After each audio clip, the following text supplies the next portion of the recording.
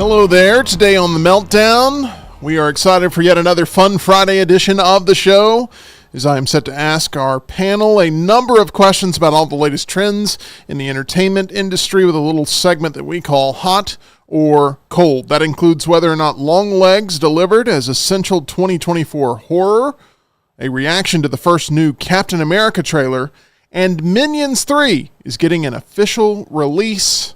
We have that date to share with you today. And Luntz's List will count down all of the TV show opening title sequences and themes that he finds to be the least skippable. It's all happening right here on The Meltdown as we're presented by MyBookie, broadcasting live from the Culver studio.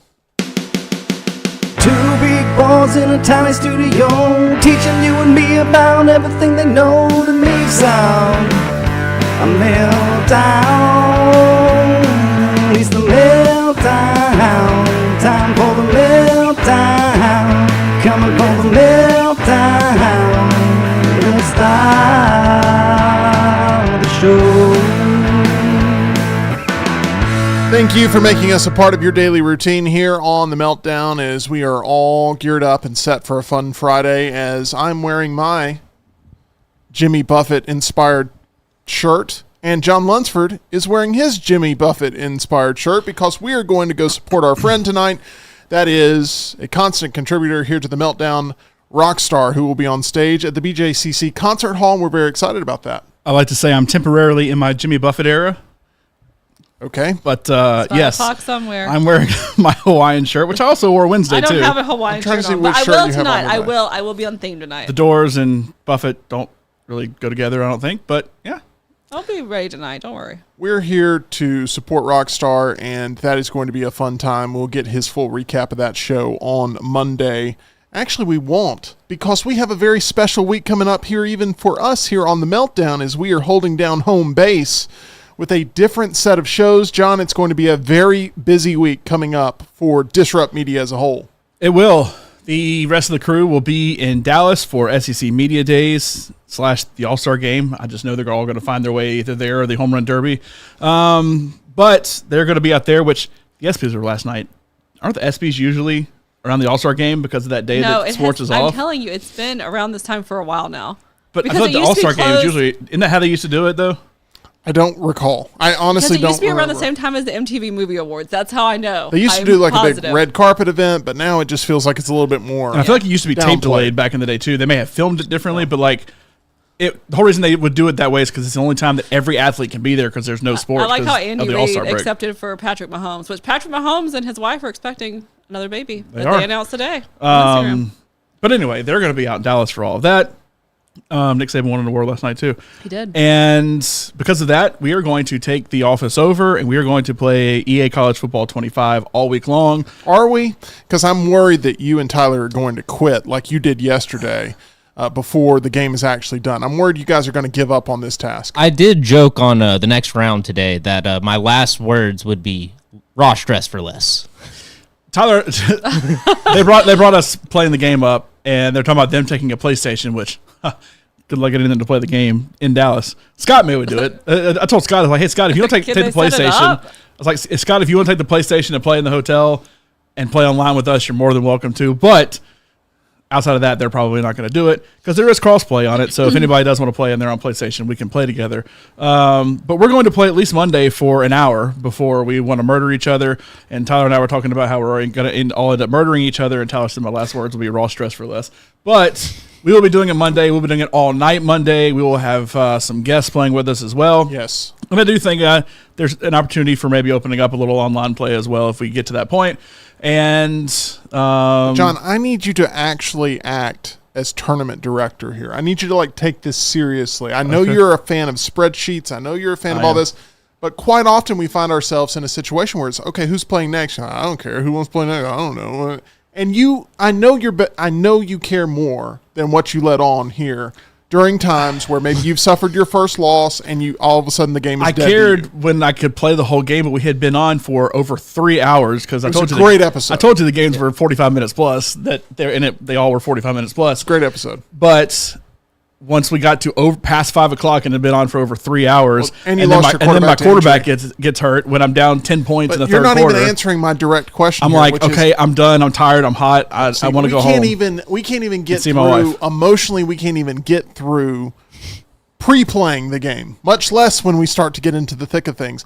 I know this: Brian Pavlik's sons are going to be fighting in this tournament on Monday that you put together. Probably beat all of us, but yes. Yeah, they probably will. Reed is going to be fighting in this tournament supposedly on Monday, unless something changes. Reed equals skill to us. Okay, so that is going to give us about 6 players from my knowledge. I need you to create some sort of way to make this intriguing for 6 players, and then we'll talk it out Monday, finalize it, and we'll go. Okay. But I think it'll be a lot of fun. Also had people asking about an online dynasty. A whole big TNR Meltdown online dynasty today. I would love to do that.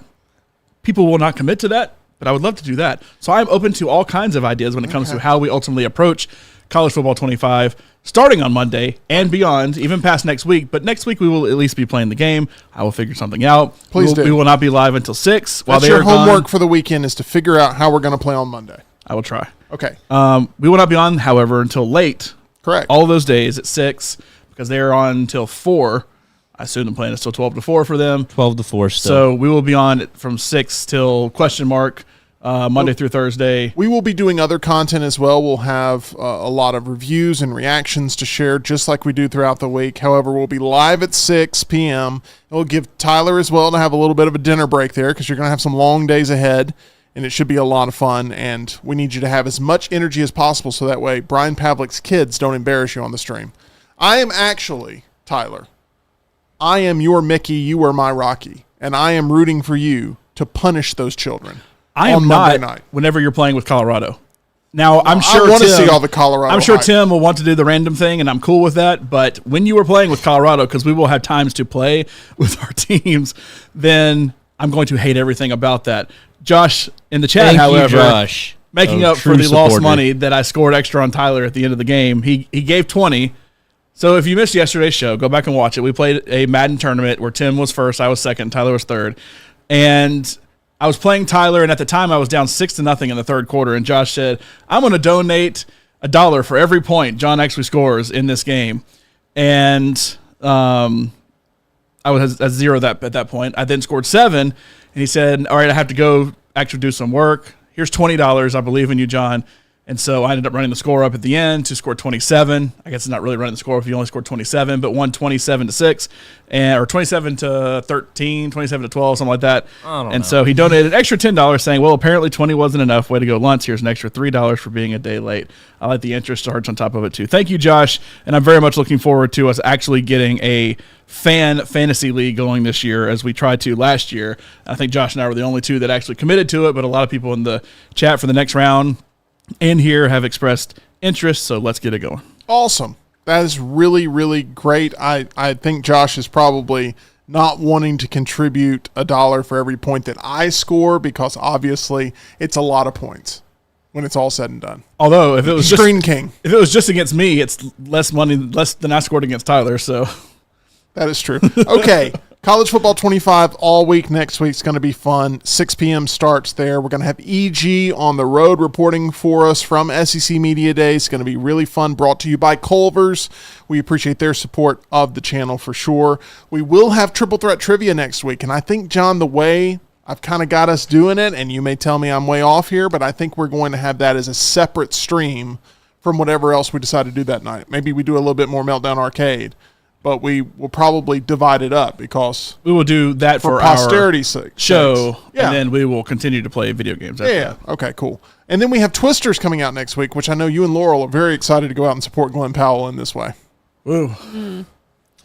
Okay, next subject. Box office prediction. Twisters, we're going to have to wait a week to see what it does at the box office, but it is sure to do numbers next week. Some of the reactions have been very good on that.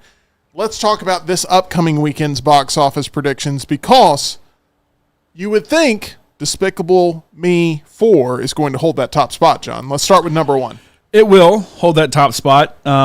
Ultimately, Despicable Me 4 is going to come in under Inside Out 2. I had them flipped in my original predictions, but I'm not putting that as much on Despicable Me 4 being bad. I'm putting it more on Inside Out just absolutely exploding and being really, really good. If it reached $1 billion, wouldn't shock me. Don't know that it necessarily will. Right now, I'd probably say it may be a tick behind Deadpool, but we'll see. But it will get 35-40 this week, still be an okay week 2 for really any movie. But for a movie like this that I think underperformed last week, but will do pretty well overall this week with holding. Number 2, I have Inside Out 2 still being there at 20 mil, which is week. It's an incredible hold if it happens that way.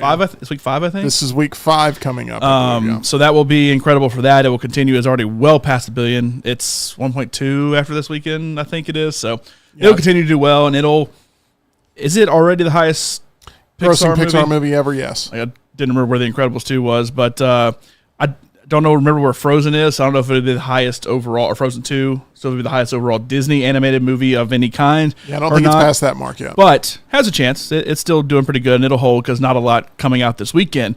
Then, this is where I didn't really know where to go, but I think the hype will get Longlegs to third, regardless of what people think about it.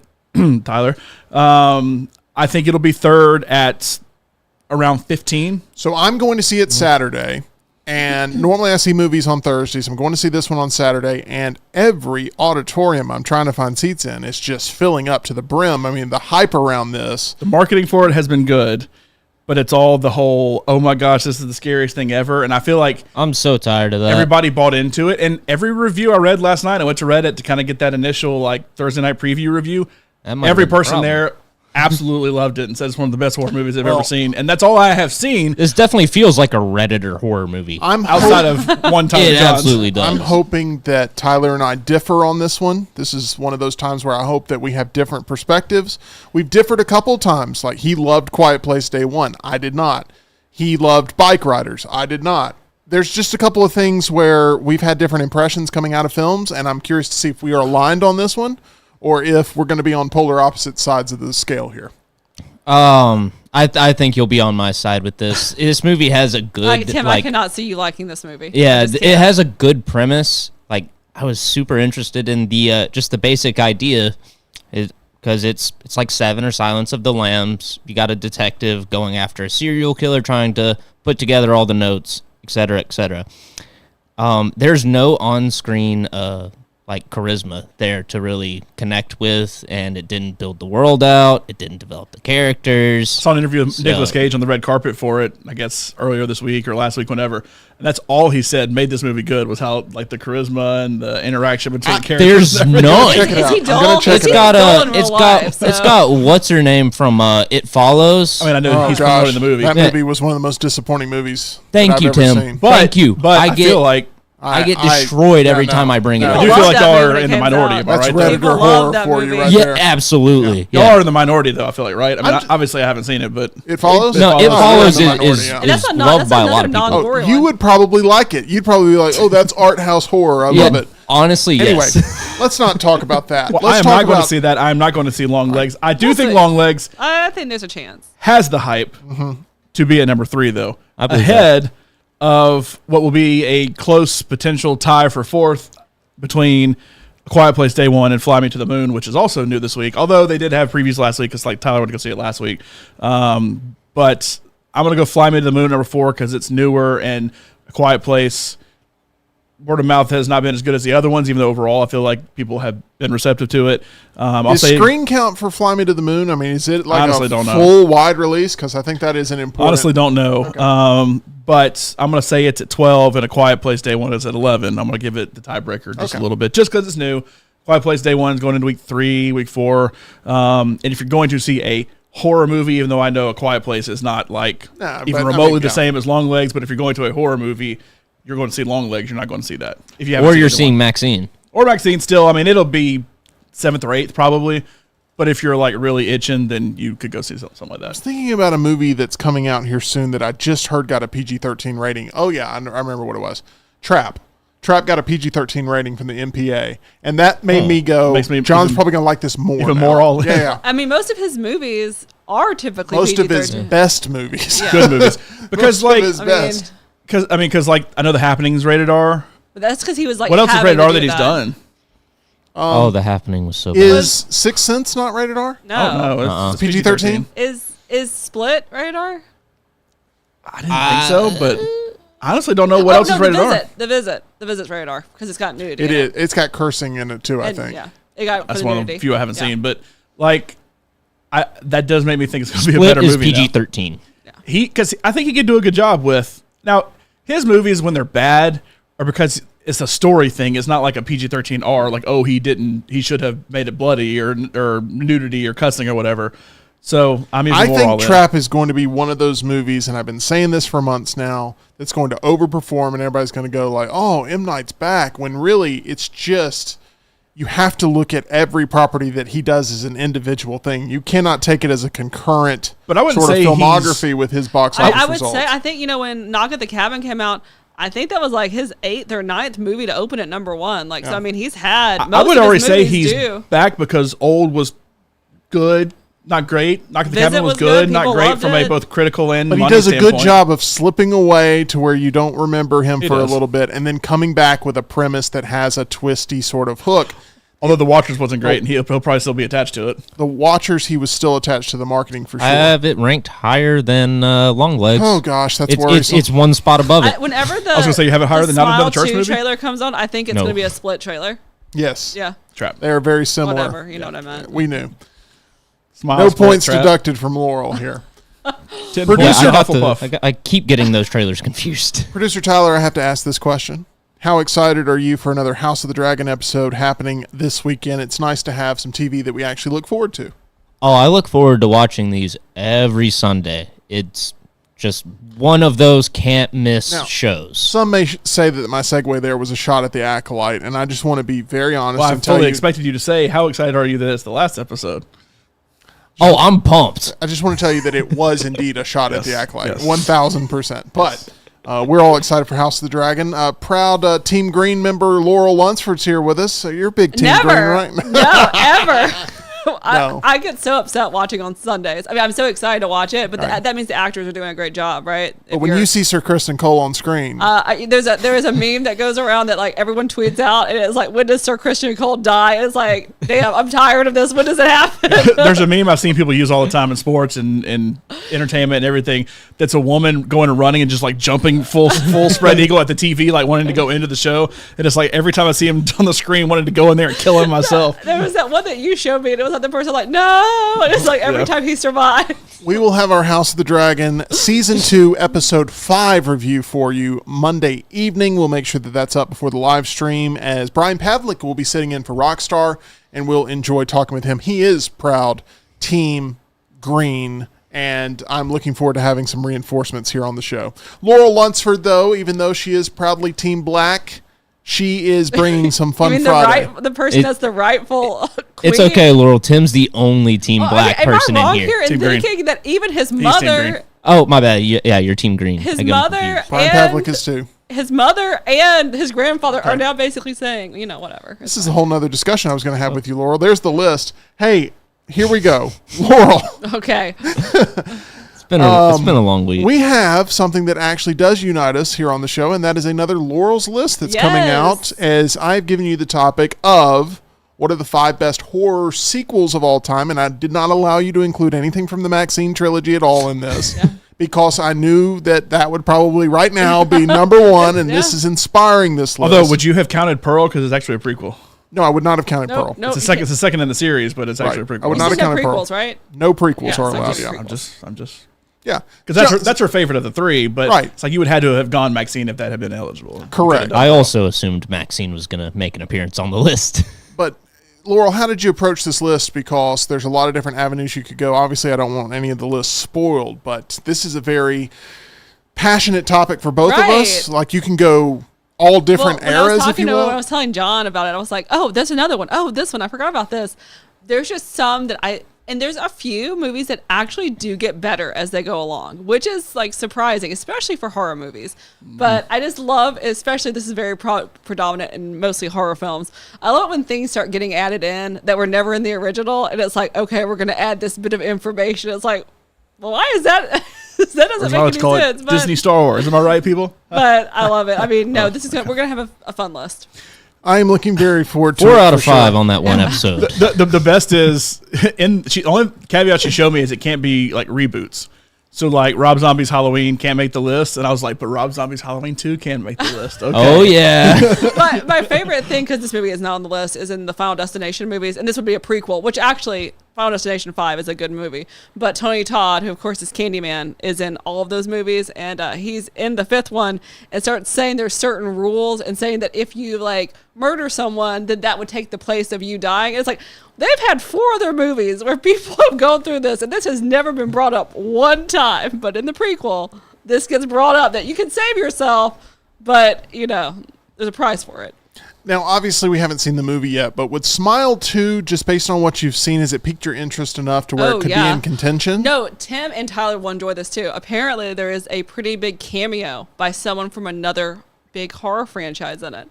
So I don't know. But you don't know who it is. I have no idea. A lot of people were Actual Jason Voorhees is just wandering through the lobby of a pop concert. Well, I mean, it's gonna be like an actor, and a lot of people were trying to see like who it could be. I mean, it's like a Nev Campbell, or it could be. Lot of I'm so sorry. There's been a lot of impressions done on this show, mainly by Rockstar. But what John just did was the worst impression. I liked it. Do it one more time. This is.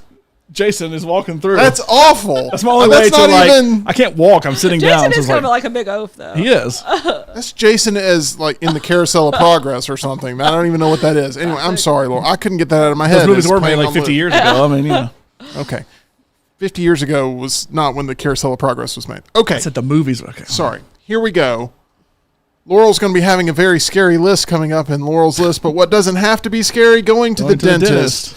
Visit the dental professionals at Alabama Dental Associates. That's where you'll meet my friends, Dr. Jeff and Dr. Brian, over on Grants Mill Road. They have very flexible office hours, and they are there to serve you. They have Friday office hours. They have Saturday office hours. Maybe you're like, you know what, I've been dealing with this tooth pain, and I really only have time on Saturday because I'm a very busy individual. Guess what? They can make time for you there at Alabama Dental Associates. If you're ready to find that perfect dental team, they have the friendliest staff in all the land. Go ahead and reach out to them now. They are accepting new patients and can help you feel at ease about all of your dental procedures. For more information or to make an appointment, call them 205-956-8977.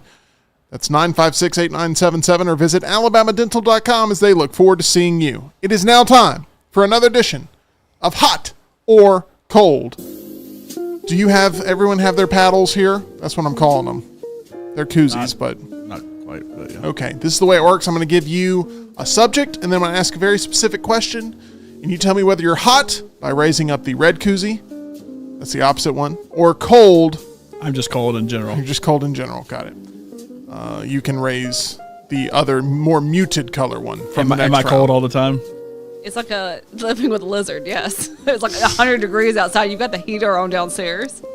You're cold You're at home, insane. but you're not cold here. This is the hottest studio in all the land. Oh, you might be. That Right. is No, true. this is It about is what true. it feels like downstairs. He has a little heater that he has on, and it's like 98 degrees outside. Today doesn't feel that bad, but It's Mondays pretty typically warm. are the Today's worst. okay. I was Oh, free. yeah. I wore shorts and short sleeves on Wednesday, and I was freezing. Oh, just get ready for Monday night when everybody trust me, leaves I and know. they cut the AC. Trust me, I know. I said Mondays are the worst, and then we have this coming up Monday where we will lock ourselves in here and play college football and see how many people try to make their way out of the studio before John and I finally call it quits. Okay, here we go. Hot or cold? Euphoria Season 3 is officially set to begin production. They just announced about an hour ago. The long-delayed third season of the Emmy-winning HBO series will begin shooting in January of 2025, and it is going to be returning all principal cast members. Every single one of these A-listers is now coming back.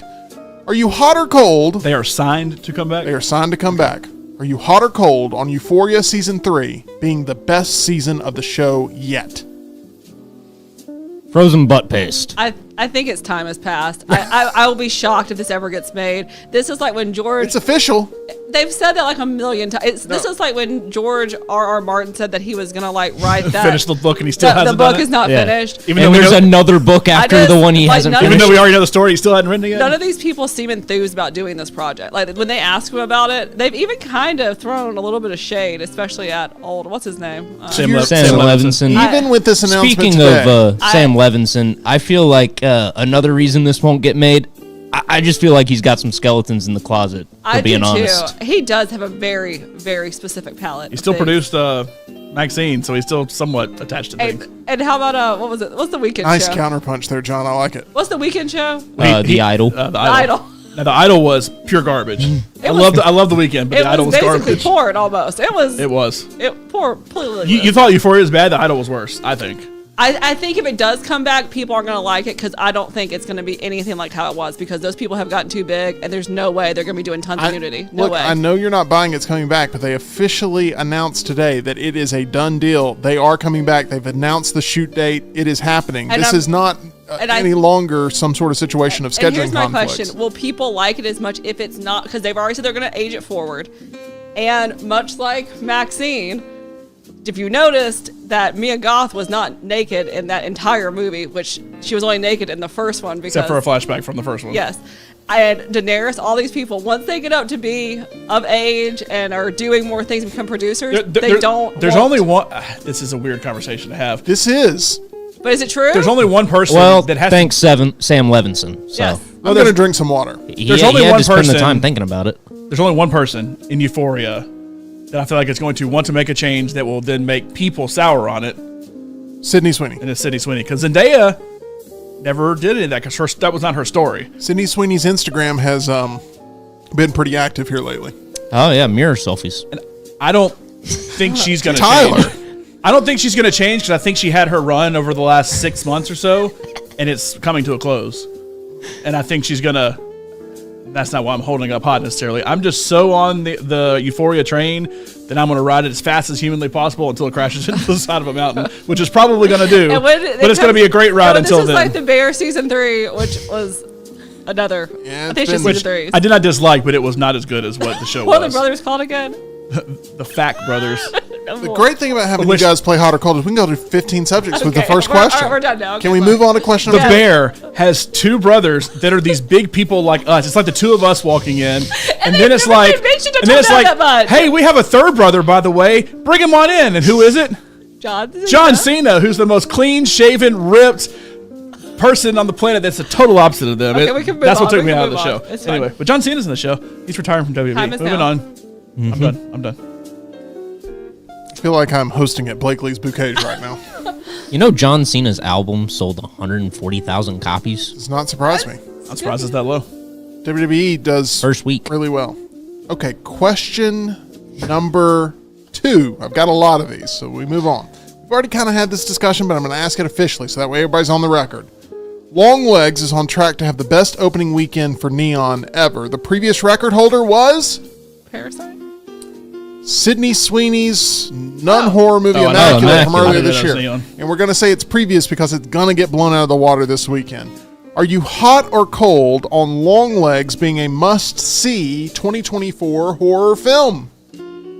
Okay, Laurel, talk me through it a little bit. I think the marketing has been really, really good. I haven't called the number because I'm too scared to. There's a number that you can call, and I think It's Nicolas Cage talking It's to you. I Nicolas think. Cage. Okay, talking, I give think that would Tyler the scare number. me. We'll call it right now. And I wish we should. I'll tell him do that. never make 555. another horror movie 555. again. I think the 555. Done marketing. Wicker Man in this, and I been think really Wicker Man good. was better. I think it's been good. I think there is. I know This exactly is- what you're this looking is at setting me. up. Stop. Please move on. I can't. We've already gotten off track. Stop. Move on. Everything is I validated know. in one phrase. I know. And I think that people are big on horror still. I mean, I don't really care about Nicolas Cage. I said that beforehand. He's existing. There's two inside jokes that have happened today. That and then Captain Payday on on the next round of the day. I've lost it. All right. From Captain Payday to Captain America, we move on. You don't have to say anything else. By the way, do you know Longlegs is directed by the nerd from From Legally Legally Blonde? Blonde. Yes. I did not know that. Oz, Yeah. Anthony Oz Perkins. Which that's Anthony that would be Perkins' hot son. for me, I guess. Anthony Perkins' son? Yeah, Yes, it is. Osgood Anthony Perkins son. is- Yeah. I think he goes by Oz Perkins, but he's like the nerd from Harvard in the first Legally Blonde. Yeah. Okay. Next question here. He only pretty much does horror movies. The first trailer for Captain America Brave New World has been released. It features Anthony Mackie's Sam Wilson taking over the superhero mantle from Chris Evans' Steve Rogers. In the trailer, Sam stops a presidential assassin at the White House and fights the new character Red Hulk. Are you hot or cold on this first trailer? Everyone is split? Every single one of you? I feel like the movie's John, gonna can be you bad. get us a four? No, you can't get us a 4 shot. I just feel like it's Nope, gonna be camera bad. 5 is still Do you- dead. I mean, what do you think? Do you think it's gonna be good after everything that's happened with it? So you're just talking about the trailer. I thought the trailer was all talking right. about the trailer. I thought That's the trailer all was I'm saying. I thought the trailer was all right. I think the movie ultimately is going to end up being all right. I couldn't tweet enough of this, and I knew we weren't going to do a trailer reactions because I've been gone all day. But here's my thing with Captain America currently. People are either all in or all out on Sam being Passing Captain of the America. torch. Yes. I'm cool with that. I thought the transition was decent in the show, and Falcon and Winter Soldier, end of Endgame into Falcon and Winter Soldier. I still personally think Falcon and Winter Soldier was the best of the Disney Plus series It's that probably Marvel's done. second for me behind Loki, and then WandaVision third. I think the biggest issues with this one is A, doing Red Hulk right, which you got the trickle at the end, but I'm still not sold. And there's a reason they didn't show a lot of him. This is a teaser, and you'll do another trailer at some point where you'll probably show more of him. But I don't know what Harrison Ford playing that kind of role is going to really be like, if I'm just being honest. Why not? It's just weird. Harrison Ford's like 182 years old, and He 182 doesn't seem years to old. really like doing anything Well, anymore. he doesn't seem to like doing He anything just shows up anymore. so he's not you fine. need to read some of the comments of what he said about this movie. That's why I am like very. It's just an suspicious of it. interesting choice He for says Harrison about Ford. every promotional tour he's done forever has always been. And look, Harrison Ford is not bad. Harrison Ford is still very good. Even though Indiana Jones didn't work, he was still fine in it. But playing a Hulk is a different story. And I know it's all CGI, but like, if he's gonna have to do, like, Mark Ruffalo is very much the Hulk. I saw Nick Nolte playing a version of the Hulk But at that some movie point. wasn't I honestly good. liked Edward Norton the best. That Mark Ruffalo's the best, but like Edward. that movie was not good. Thanks, Laurel. Another thing I'm is, just saying they can make that. That's not something that I'm worried about. How will Harrison I Ford actually be somewhat as the Hulk? I actually somewhat liked him making a comment about shaving the mustache off because William Hurt had a mustache. And so I kind of like the spin of like, hey, it's not him anymore. I'm playing that same character. Liv Tyler, I don't think was in this trailer. She's in the movie. She is in the movie, so I'm kind of curious why they didn't bring her in because the whole thing is they're supposed to bring in Ed Norton's side of things to this.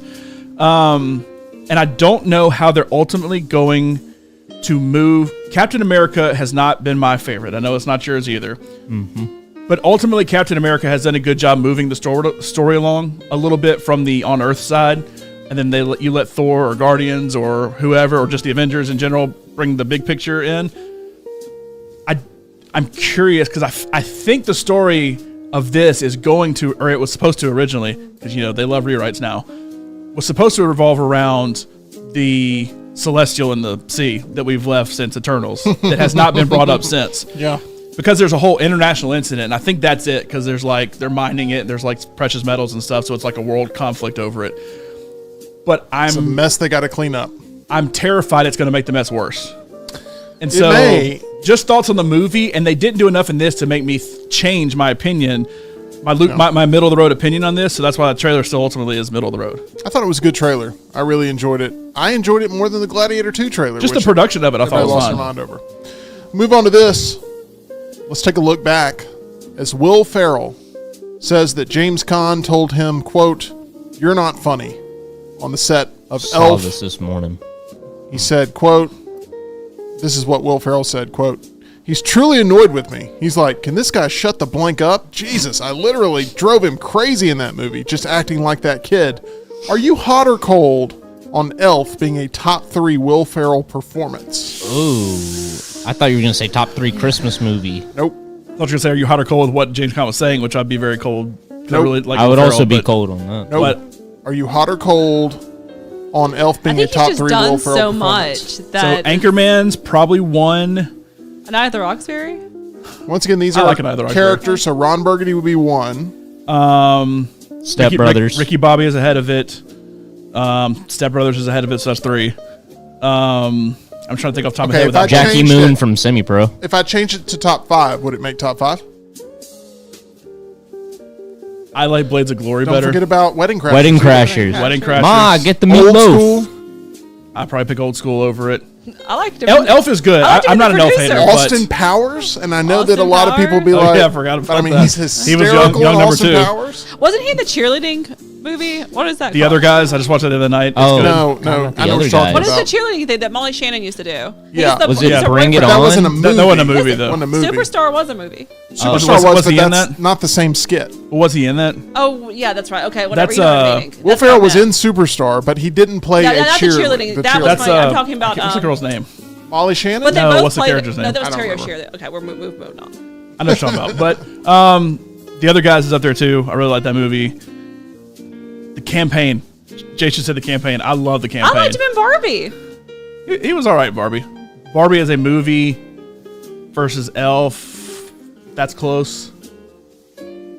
But would you Because think? Elf is not a top tier Christmas movie. Well, It's like it's producers. like the next tier Oh, down. for Did you me think he it was is. good? No, I mean it's good, but it's like the next tier down for me compared to like the absolute all-time greats. I am not a fan of Elf. I Tim, am one I'm of the not few either. people, and I get roasted for it every time somebody talks about their love of Elf, and it just does not do It it, doesn't for do me. it for me either. It's no Christmas Vacation. It's no White Christmas. There's a tier that's like above the rest. But I'd put this on the next level. There are a lot of movies where you have a James Caan and Will Ferrell type. Batman Forever was one of those. Tommy Lee Jones hated working with Jim Carrey on that movie. And every time they were on screen, it worked for the characters. It's the same thing here with James Caan and Will Ferrell. I'm sure they got along perfectly fine. It's just James Caan was probably really annoyed because he's very much, always the straight man. All right, By the way, Despicable Me 4, also Will Ferrell. in that. Oh yeah, he is. Oh, yeah. He's the bad guy. let's move to another SNL alum here. Andy Samberg says he exited SNL after 7 years because, quote, physically, it was taking a heavy toll on me, and I got to a place where I hadn't slept in 7 years. We were writing stuff for the live show Tuesday night all night. The table read was Wednesday.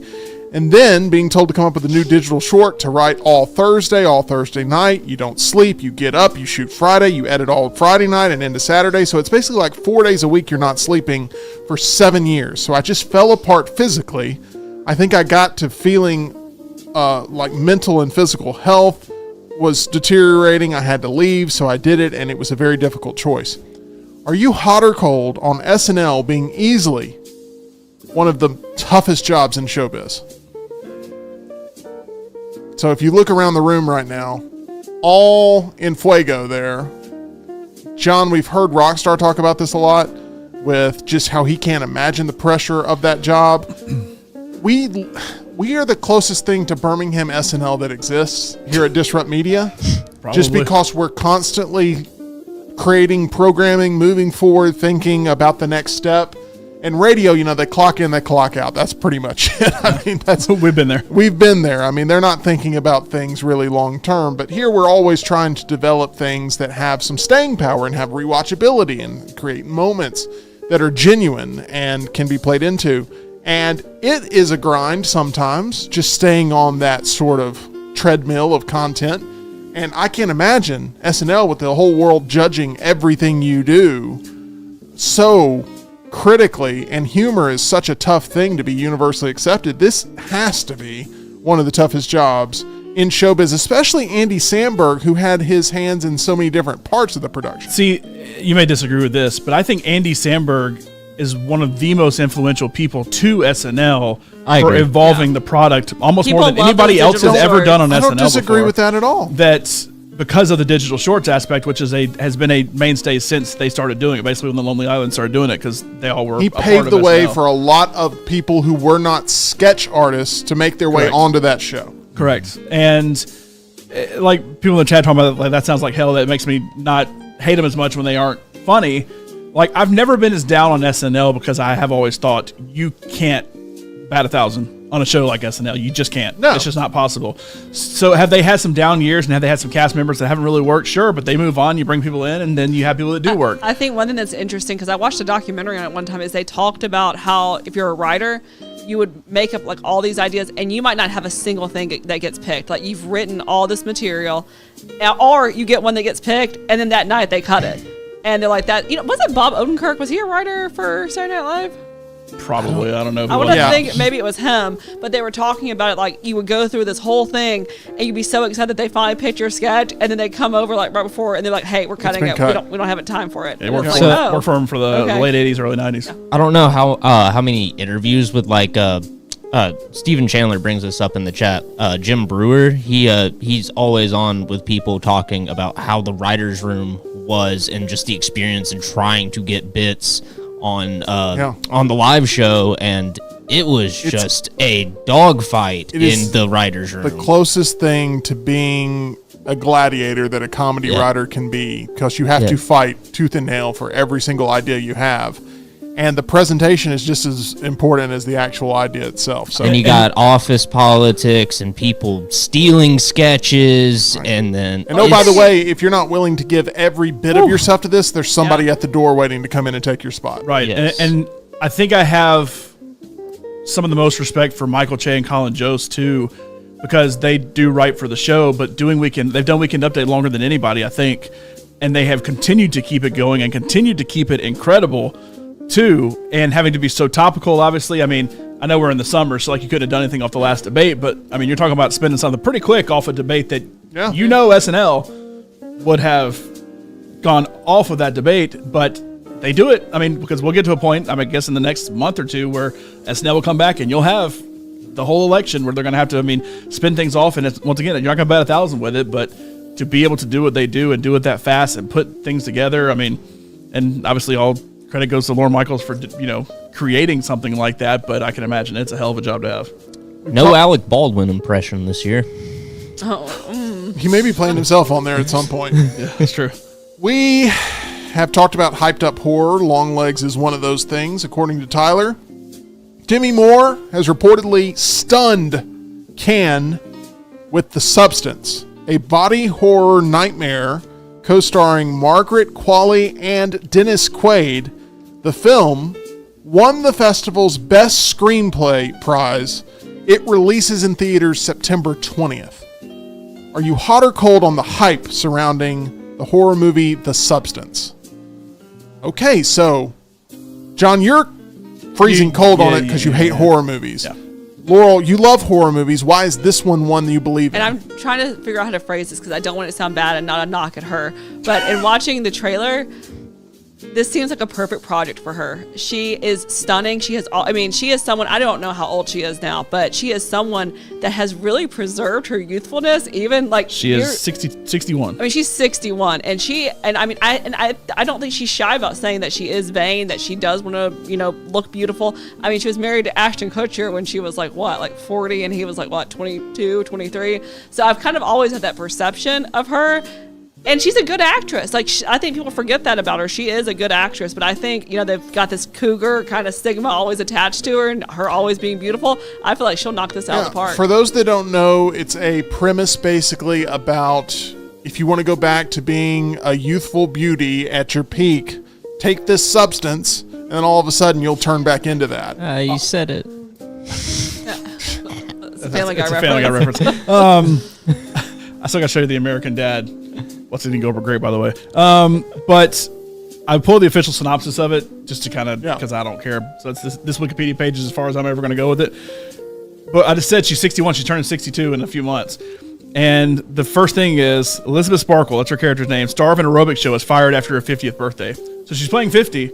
And she's 62. She's going to be 62 when it comes really out. Good. So I'm saying to your point that shows that I talk about Sydney Sweeney's playing a 15-year-old Madam Web is 27. I mean, I remember seeing her in, which is an awful movie, but Charlie's Angels 2, Full Throttle. She was the villain. That's what you said the full name. Less for less. That's all I could think about.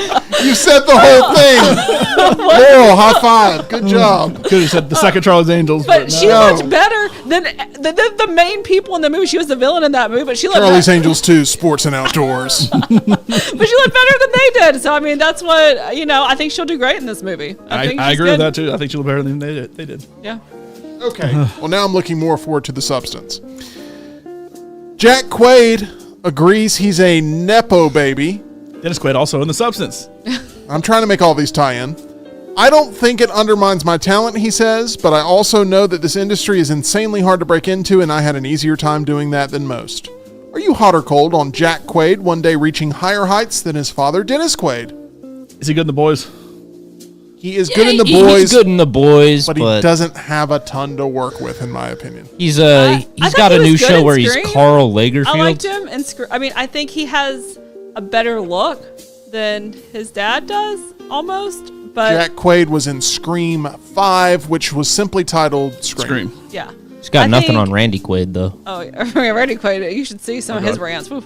But I mean, his mom's Meg Ryan, right? I mean, I could see him going into like the romantic comedy. Double Nepo baby. Yeah, so he's I haven't watched The Boys. He's had some smaller roles in movies I have liked. He was in the first Hunger Games movie. He was in Oppenheimer. Oppenheimer. he was in a movie. I think He was with, in Logan Lucky, which that with movie was not good. The girl that's Juno Temple. They were on something together because they did an interview with each other. I like years Jack ago. Quaid. He was great. He presented at the Oscars. He was great. I don't dislike him, but is it going to be Dennis Quaid? Not a chance.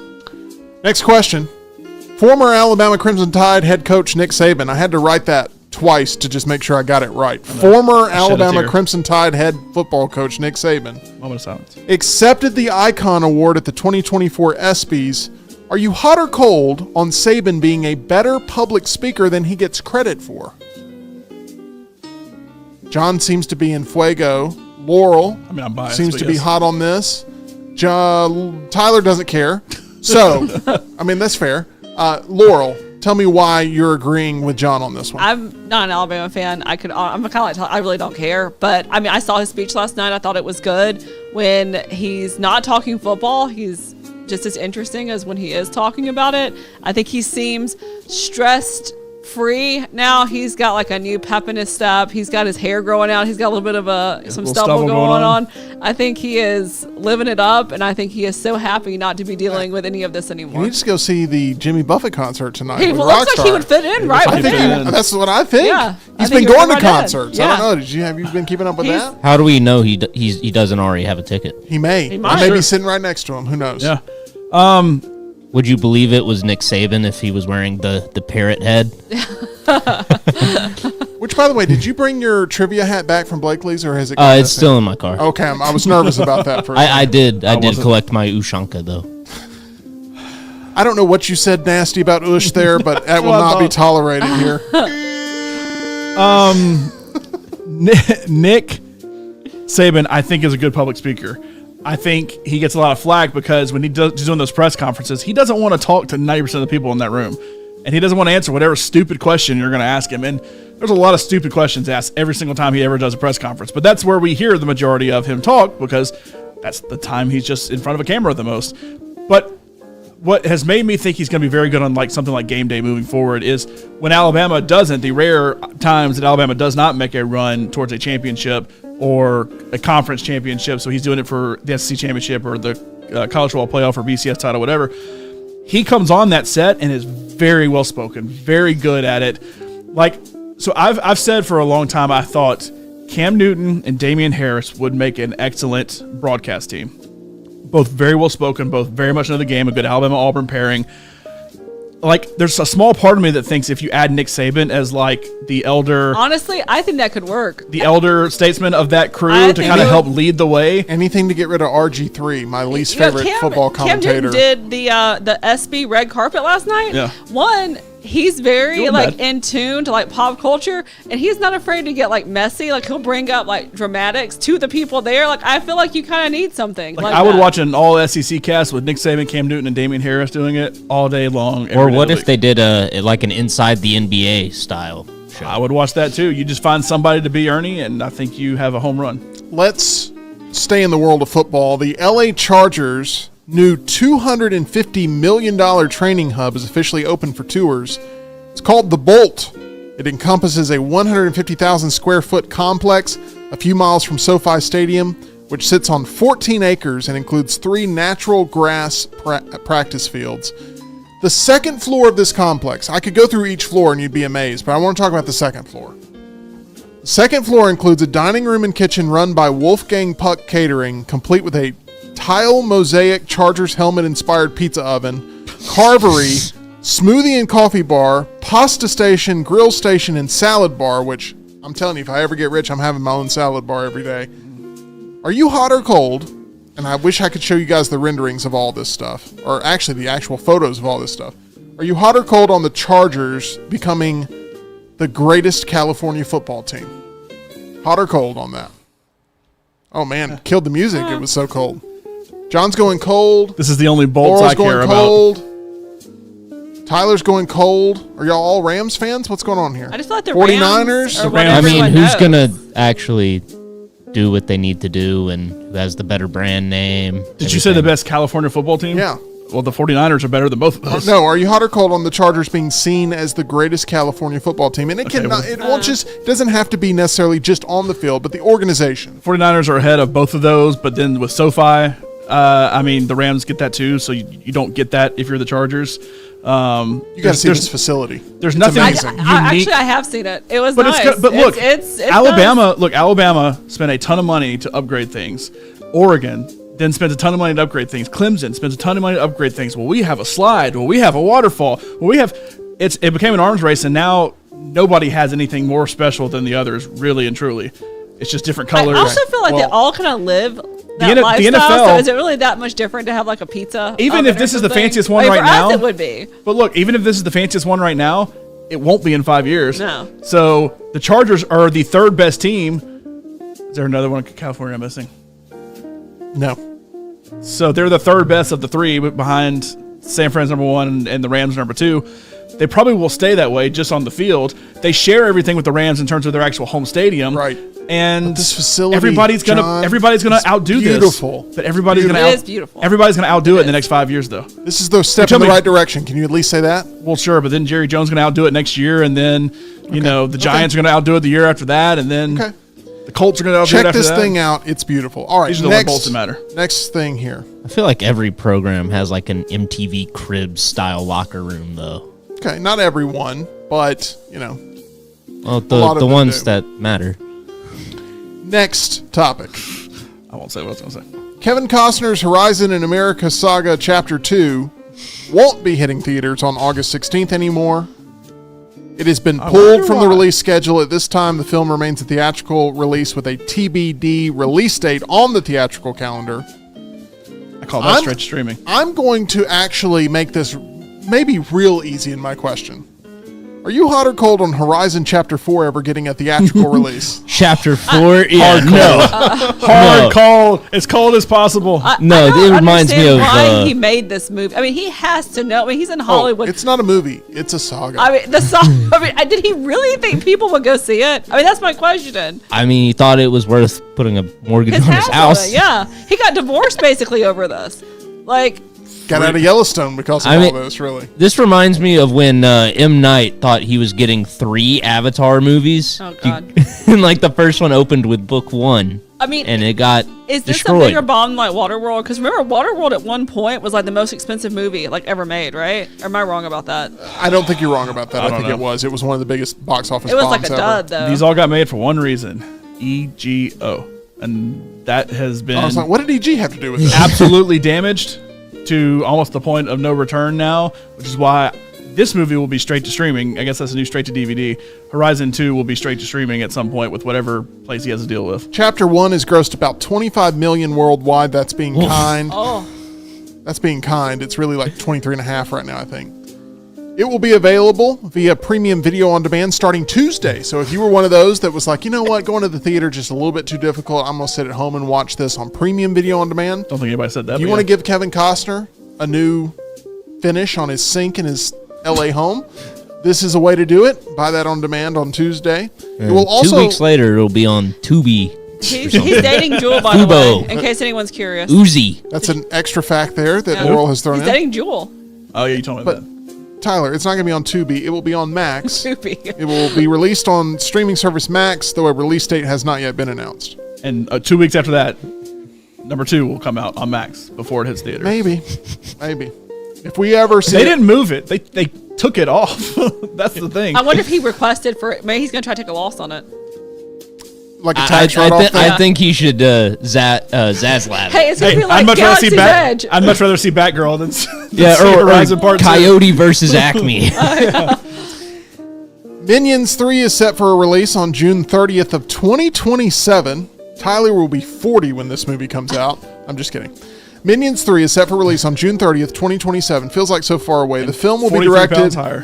The film will be directed by franchise vet Pierre Coffin, who helmed the first 3 Despicable Me films and the first Minions movie. Are you hot or cold on seeing more of the Minions on the big screen? Conflicted for John, conflicted for Tyler. Laurel, you're done. I don't like the Minions. I did have some Minion tots at Universal. You don't trust them, or what is it? I don't like their existence. Like I don't like it. Like, Roughest thing you could say about anything. I had the Minion tots, which everyone raved about at Universal, and those were like also. Look, tater tots is the reason you don't want to see this movie. I just don't like. I don't like them.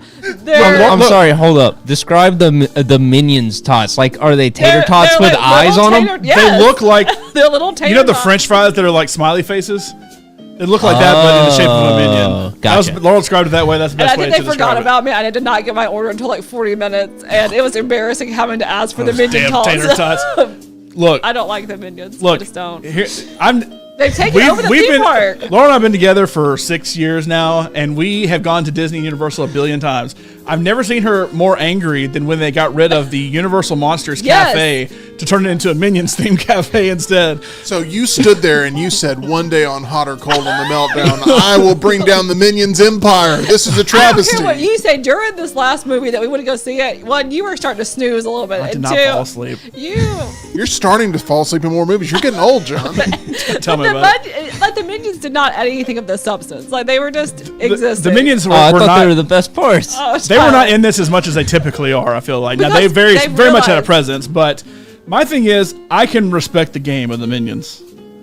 And, like, what Universal and Illumination have done with the Minions. I don't necessarily care to go see the Minions anymore. But they don't even talk. But those movies make a ton of money. Easy to write for them. They talk, they just speak gibberish. They're not saying anything. Although, in this last movie, they spoke coherently way more than I thought they Oh, were yeah. going to. It was Yeah. honestly weird when they said a full sentence, and I was like, huh. Minions are learning from Groove there. But You know who else loves the Minions? Your Fast and Furious teammate, Jeff Roberts. He loves the Minions. So y'all should reunite. didn't say I love the Minions. I said I can respect the game I don't respect the of the Minions because they're making bank. So more power to you. Keep on going with it because you're going to make Run money. it into the ground. And Yep. it's mildly entertaining. But I don't necessarily like. I'm not big on the theater. Minions either, Laurel. I agree with you, John. It's mildly entertaining. Yeah. It's like if you want some good dumb fun for an hour and a half, the Minions do well for that. But James said I'm not respect them. I'm not clamoring to see more Minions content. That is what you said, sort of. I respect the game. I mean, anytime you say respect, we should have the Pee Wee Herman. He said the secret word thing. Okay, next topic.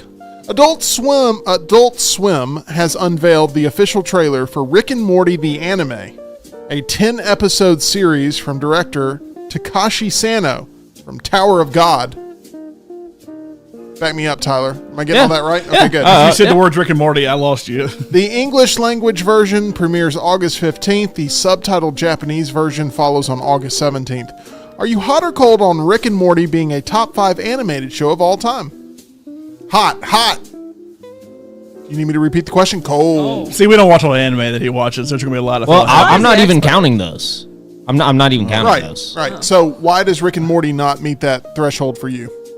I feel like the first 3 seasons, if we were just talking about those, then easily yes, it goes in there. It has gone down in quality, but it's going it's from gone like, down so much. It's going from like 100 to 90 for me.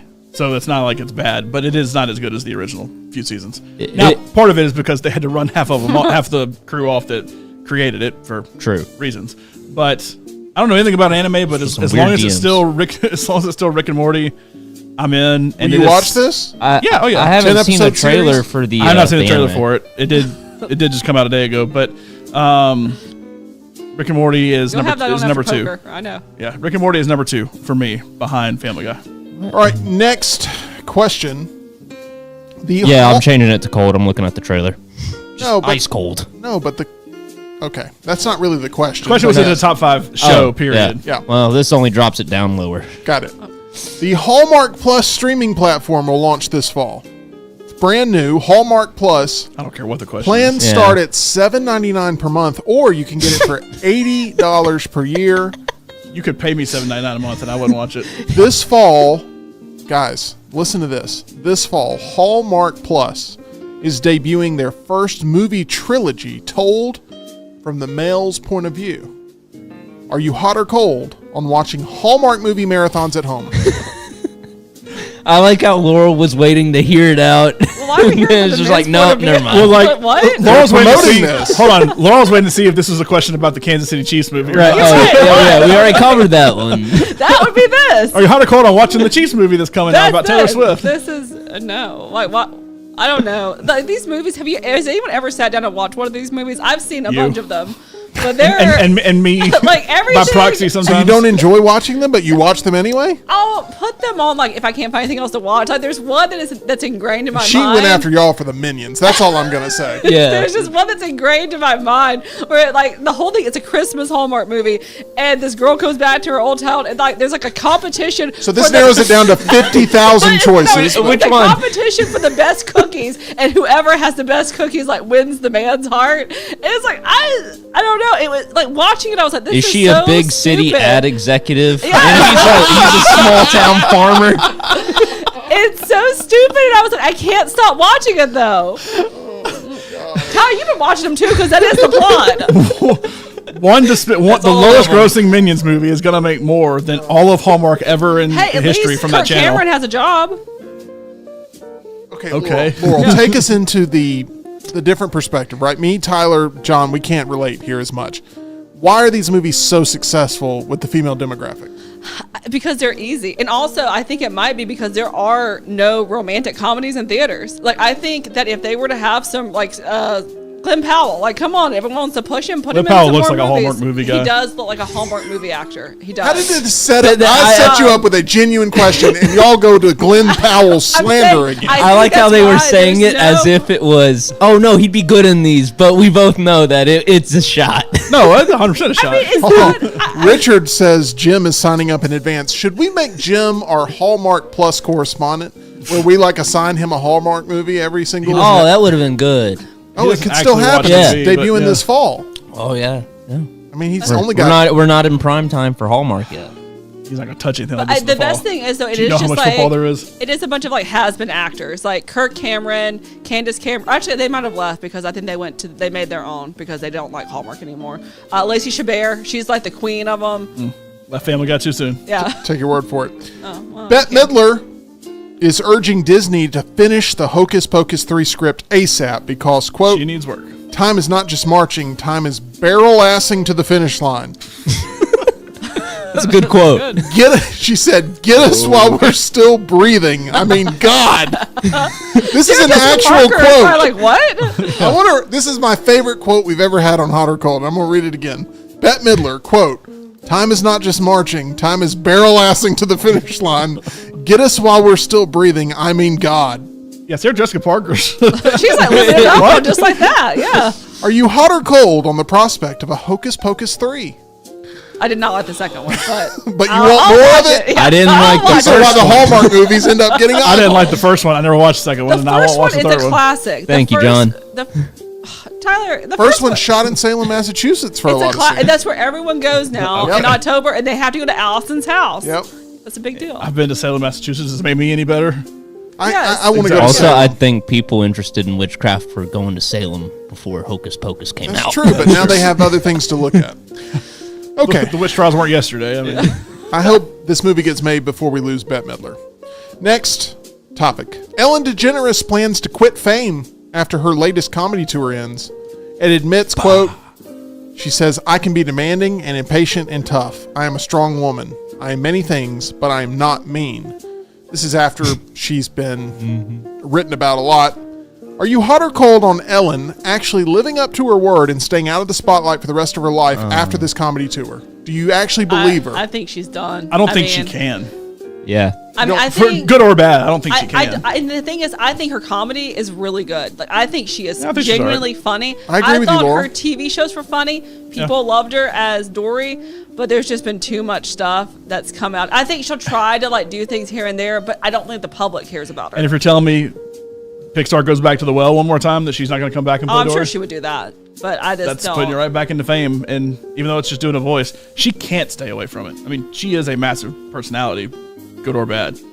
she can't stay away from it. You think if Pixar comes calling and they want to do another Finding Dory or Finding Nemo with Dory in there, she's going to turn it down? You know, That's what I'm saying. Yeah, but I it's- wonder if they would do something like have a prequel and have her be voiced by like a younger person. Didn't work for Lightyear, so I don't think they're I going to do don't that think again. they're I mean, going I'm to go just Nemo saying. prequel. How do you get younger than actual Nemo in the movie Finding Nemo? Just say, well, like a Dory movie. I don't know. Just giving you options. I think here. they've gone to that fish tank one too many times. Okay. I'm fine not seeing Ellen in anything Got ever. Got it. I'm good. Next question. She can retire. James Hunter has provided new details regarding his lawsuit against Maxine star Mia Goth, director Ty West, and A24, alleging that Goth kicked him in the head while he was performing as a background actor on the set of the horror film Maxine. In a new interview, Hunter alleges that Goth followed him into a porta potty in a remote restroom area, pushed open the door to the stall he was using. When he tried to apologize for not locking the door, Hunter says Goth replied, quote, "Nobody will believe you because you're nothing. Get the blank off my set, you big baby." I'm a blanking movie star. Goth, West, That is the line. Goth, West, and A24 have all denied Hunter's allegations in court filings. John's already answered my question. Are you hot or cold on what is being alleged as being an act that Maxine Minks would actually carry out on the set of one of her movies? Maxine, yes. Yeah, Maxine, Maxine, yes. 100%. I Yeah. don't know if Mia Goth would have done it, but They said that like this guy has a history of making things up. Like more things have come out about it. Like he had something that happened.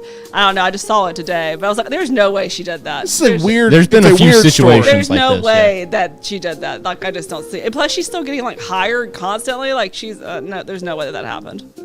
She busted into a porta potty and then kicked him in the head, Yeah, that sounds like and something that then happened said, to "No me. one will believe you that I've assaulted you in a porta potty." You're But telling me that sounds like a crazy story? I don't I see mean, it happening. Maxine if would've it killed happened, Maxine we're would. denying it just like Mia Goth said we would. Yeah. So But this does sound like something, as John actually did a good impression of, Maxine Minks would actually probably do this sort of thing. Okay, next I question. just love seeing the clean trailer where it's like, I'm a movie star. Laurel, I'm going to go ahead and tell you I'm going to you first on this one. Okay. David Duchovny. Okay. Have you seen him lately in the headlines for any reason?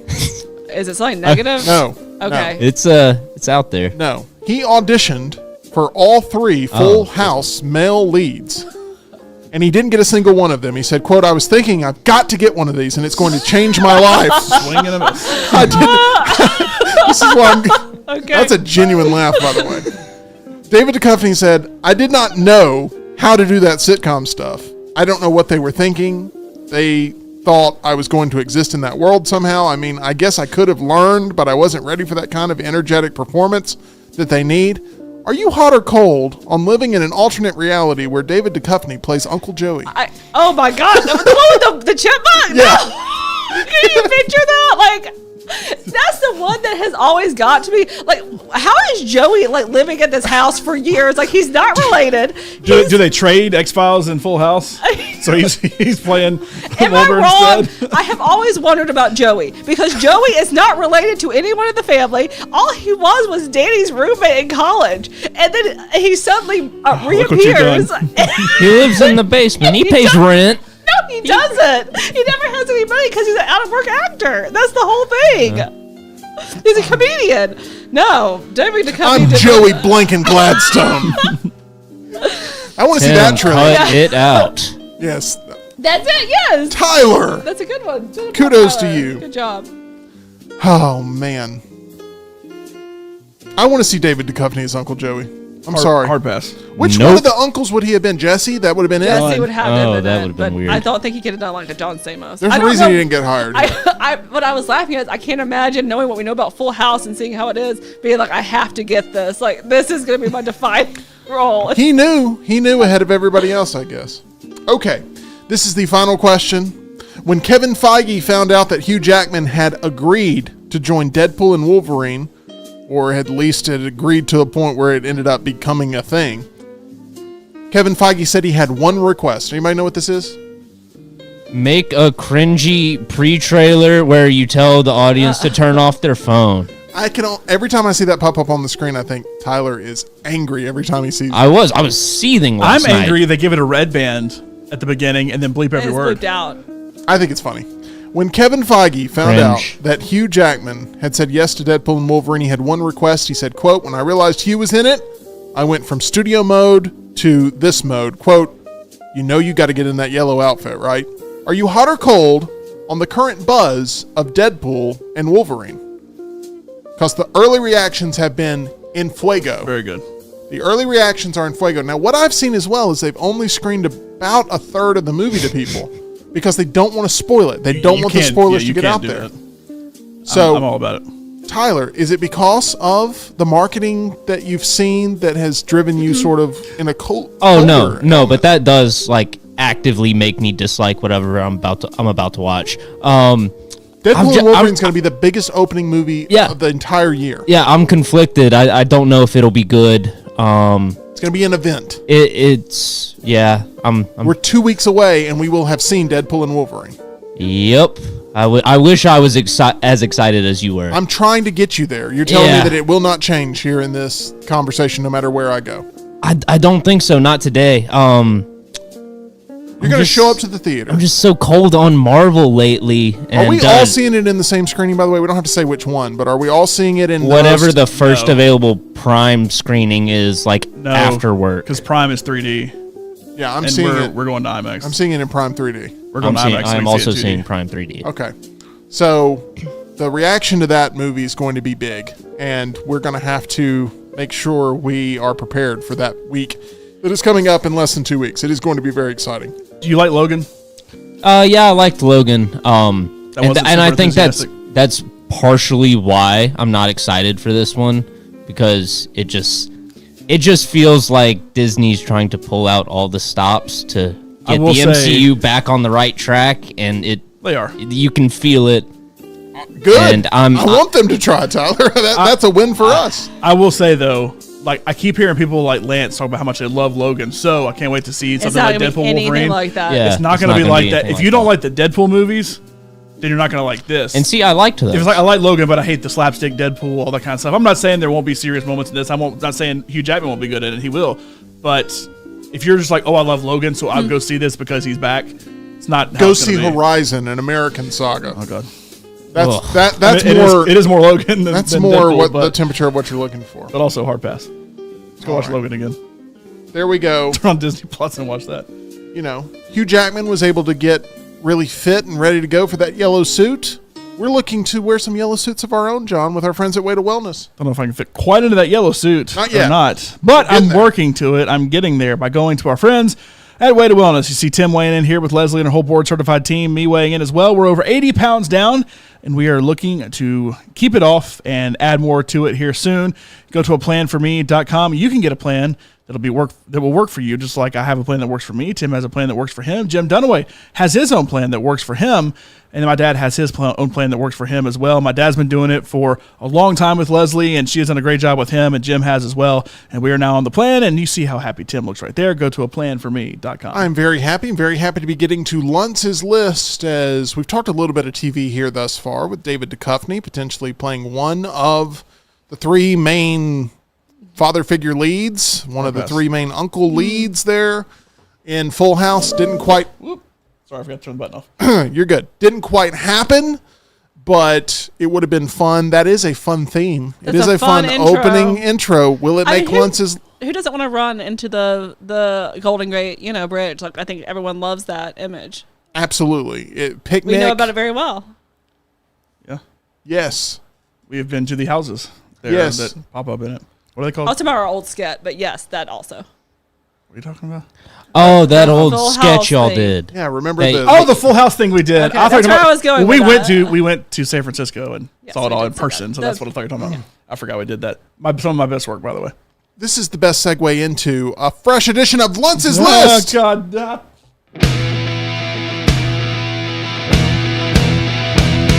What is this? What is this? Luntz's List, Luntz's List, oh. What is this? What is this? Luntz's List, Luntz's List, oh. Luntz's List to five. Luntz's List to five. Luntz's List to five. Luntz's List to five. 98% of the time that John looks at Laurel blankly and goes, "What are you talking about?" Laurel is correct. Okay, here we go. John. But we went to San Francisco and actually We went did. to those I mean, I was just places, hoping you were and we had picking up on pictures it. in front of those places. So you know, John, which 5 TV intros do you find to be the least skippable, even when given the option via streaming? Full House is something that maybe you wouldn't have been able to skip because. Fuller House you could. Fuller I House you assume it was could. the same. I never watched it. So which 5 Carly Rae TV? Jepsen did the song.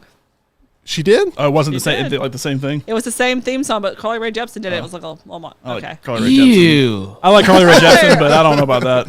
That's awful. Oh man, Tyler is definitely a little bit, you know. I already know my favorite is not going to make the list. Not a fan. But Yeah. So which I- 5 TV intros are the best? I came up with 10 that I thought these are shows that I really like the show, so therefore I'm watching it a lot. I feel like even if it's good, if I don't care about the show, I'm not seeing the intro a lot, so I can't say like Fuller House. If I had loved the new version they did for that, I never watched it because I didn't care. But and I wasn't a giant Full House guy growing up. But these are all shows I very much enjoy, and I chose the top 5 and then realized there was a theme. But yeah, Okay, number We'll 5. go. I'm going to go ahead. This may come up in discussion, but I'm willing to take the risk. I don't like House of the Dragon Season 2 Tapestry. I don't like it. I feel like they change it every week. Is it, It, different? each it week? hasn't It grown doesn't on me. change every week. It changes like every 2-3 weeks. They add a little extra something. They- It has changed, but I don't love it. This should be higher on your list, John. I love a good this song. intro. That is one It's of a good the one. few intros that I will watch every single episode. now when it was on, we didn't have this option. However, now if you were to go watch it, you Yeah. would have this option. It's perfectly fair. But very much love The Sopranos. I don't care as much for the actual intro as the music of the intro. That there's probably 3 of these. I'm more getting in the mindset when the show starts of just like that while the intro's playing, because I want the music to kind of get me in the mindset. And The Sopranos song just got you in the mindset for it. And with House of the Dragon, like by using the same theme, it got you in the mindset. It kind of gets you that mindset of like I'm taking it back to Westeros kind of thing. Time out. I have watched The Sopranos pilot episode twice, Can't get into it. and I have not watched episode 2. I'll watch the pilot episode. I don't watch episode 2. I'll come back and watch the pilot episode. I don't watch episode 2. I promise myself I'm going to. I've done the same thing with The Walking Dead. I've watched the pilot episode maybe 2 or 3 times. Keep trying to restart it. I've given up on The Walking Dead pretty much. Does The Sopranos still hold up today? Absolutely. opinion. I think so. I watched it for the first time maybe 3 years ago at this point, and I thought so. And the pilot episode is completely different from the rest of the series. Got it. It was almost like a sitcom first episode. Yeah. I need to go back and watch it. It's been a hot minute since I've gone back to watch it, but when I do see clips, when I do check out moments of the show, like I still watch it and think this could be made today and it'd be the exact same way. You're an anti-on-screen violence guy for the most part, even though you watch a ton of it. I won't ask further questions. Other than, why did The Sopranos not meet Multiple that shows- threshold of things you despise because of its on-screen violence? Because it is a violent It's show. very violent. It's a violent show, violent. but it's But it's mob violence, which is like Hallmark card violence. What? well, I mean, I like Goodfellas. It's You saw Goodfellas many years after you saw The Sopranos. but I'm saying it's the same kind of violence, though. I know, but I'm saying that you went through The Sopranos without Goodfellas in if mind. it's Like, well, oh, I like if it's Goodfellas. well done, if it's well written, if it's well acted, if the music's good, and if everything else about it is so good, that when they get to a violent part, which there's a lot of non-violent, it's not like they're just murdering people 24/7 on that show, then it's good. I mean, I like the scenes when he's at the therapist. There's no violence there. They're just talking. Like there's just really good writing on the show that makes it really work. That, you know, there's a couple of moments that I'm like, when the whole storyline of Christopher making a horror movie, like I'm out. Like I don't want to see when there's like clips and stuff. Like I don't want to necessarily watch that. But you know, overall the show's good. Okay, just hate horror movies. Got it. Let's move on Yes. to number 4 on Luntz's list. I feel like that's a persona that he's built up because I don't think he really cares that much. Because like we watch so many horror movies now, like I just have a hard time thinking those. Like, Oh gosh. Let me stop that and say, I am required to watch a lot of horror and you movies don't even now. bat an eye though. Like you don't ever like close your eyes or anything. Also, you know what? An opening I do like. Is, Tyler is cracking up over all this, by the way. Is Gordy. Gordy's home, from Nope. They did a intro for it, and it is very, very funny. That is. It's very funny. That's not right. funny, but good. Yes, which would have been the better movie. I wish they would have just made that movie. Number 4, Secession. That's why I can't spell it right, because I have that in my head so much from Jim saying it. Success. Yun. That's definitely wrong. I know that's not how you say it, but that is how it's spelled. That's how it's Success spelled. Onion. I just think of a pony every time I see it, because she's leading the little horse around. This is probably one of 2 that every time I felt like I had to watch along with listen. I thought they did a very good job of... Ripped it off from the game, in my opinion, but... They did a very good job of the old and new. They would always change every year the headline they were talking about on the news, and it would be some really stupid headline, but it was kind of it was stupid for a reason to kind of make a mockery of current news and everything. But it's just a very, very well done music. Good. Very that well theme, done. when that theme hits on a Sunday night and you're about to get locked in, and it's got a great fade out to where it's lingering, and then you get some silence, and then the show starts. It's so good. I think the best shows to me don't start with the intro. They start with a hook, and then when you kind of fade into the intro, you can hear the music trickling, the intro is about to come, and there's about to be some bombshell right before it hits the intro or something to keep you interested to go through the intro.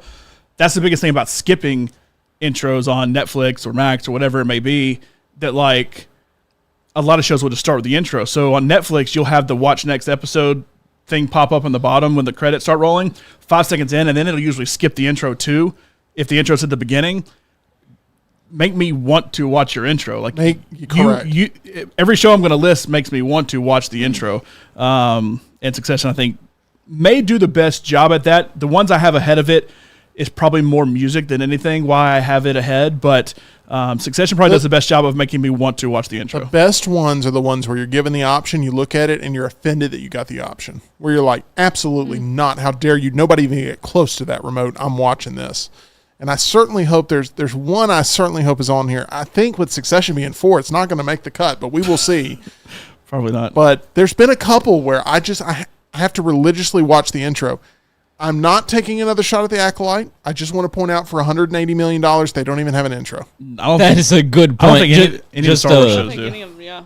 I mean, but for they got in-credit music now at the Acolyte. Why not have a little bit of an intro there? Something. Well, Tim, this is also the same show that forfeited the crawl and just went for, just Arial font. The crawl's been dead. Every single thing has gotten rid of the crawl. Everything except for the 9 episodes. yeah, I hate it. gross. Don't get me wrong. I hate it. Rogue One doesn't have it. Solo Rogue One needed a no crawl. TV show has it. Really? Rogue One didn't have it? Rogue One didn't have a crawl. It needed a I feel crawl. like it did. Nope. Very first thing you see is them when she's a kid, and Ben Mendelsohn shows up, and Matt Mickelson tells her to run. It starts in the sky and comes down.